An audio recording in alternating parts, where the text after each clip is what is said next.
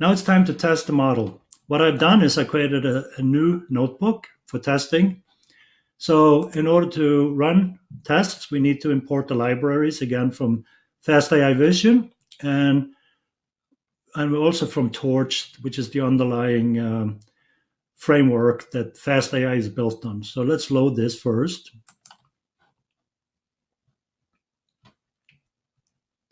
Second thing I want to do is I want to mount my drive so it points to the files on my Google Drive. So I'm going to run that here. Again, from the previous video, you might recall we have to go and get a token. So we click here. Use my Google account. Say I allow all this and copy the token. Back again, Control V and enter.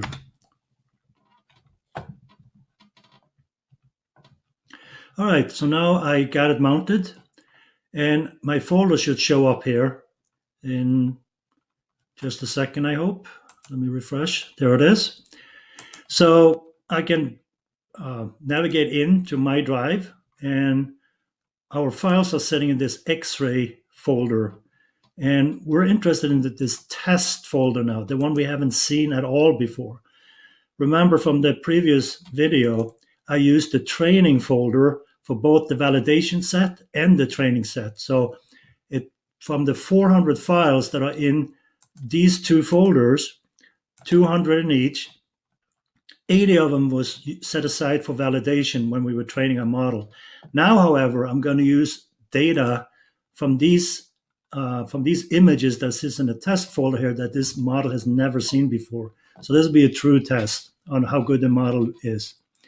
First, I need to set up some paths. So I'm going to use the FastAI this time instead of the OS to create the path.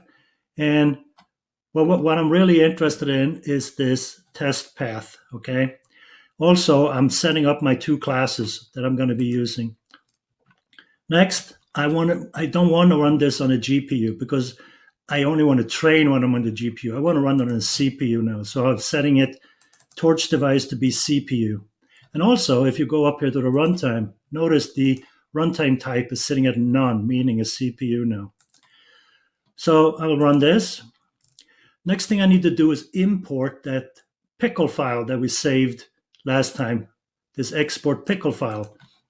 So if you look under the training folder here, you can see there's an export pickle file here. And that's the one I want to bring in.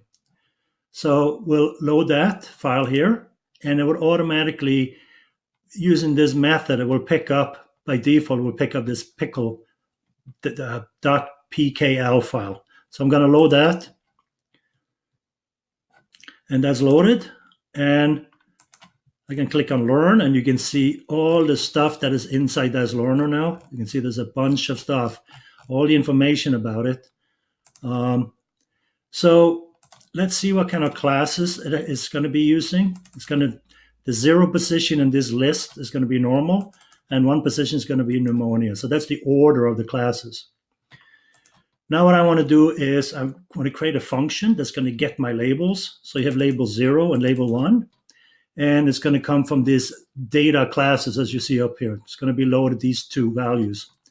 And then I'm going to return the data classes 0 and data class 1.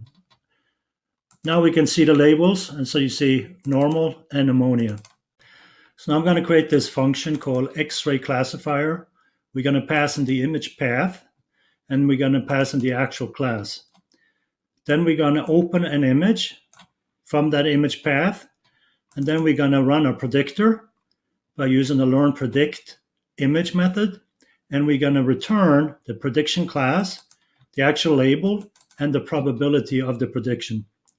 And we're going to load the probability to a list, and the label we're going to load into this variable. And then I have down here a function that's going to show the image, and then it's going to print out all the findings here using this print statement.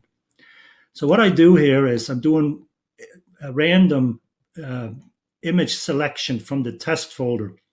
So I use the test path, which is pointing back to this test folder, but I'm making a random choice where I use a list comprehension here. By the way, in Python, this square bracket is a list. And what it says is create a variable x. So for x in the classes, meaning normal or pneumonia, it's going to randomly select one of these folders. Then create a path where you set up your test path, navigation to your test path, and you add the folder to it. So it picks one of these two from this folder.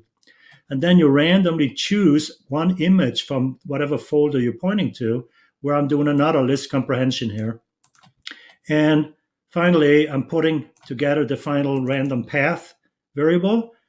And from there, I'm setting an actual class equal to the random folder I'm at, because it's going to use these names. That's where the actual image came from that I selected. So that's going to be the label. And then I'm calling this function that sits up here to get the prediction results for it. So that's how I run this. So let me run a test here.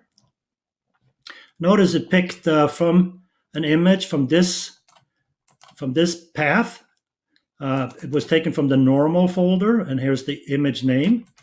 And then based on this print statement here, you can see the output, what it produced. So these are just the labels themselves, just so you can see them. Like 0 is normal, 1 is pneumonia. And the actual label was 0. So the actual label is normal, and the predicted was normal. So that one is 100%. You can see here from this probability. And then we can run a few more. So I'll just run a couple here.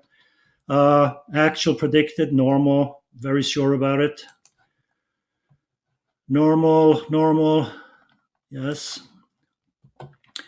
Okay, so I want to see if I can find one with pneumonia here. Normal.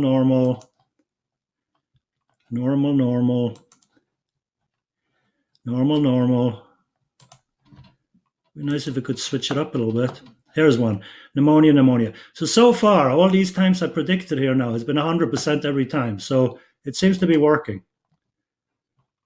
Here's another one. So that's how you can test your image X-ray classifier see whether you have pneumonia or not.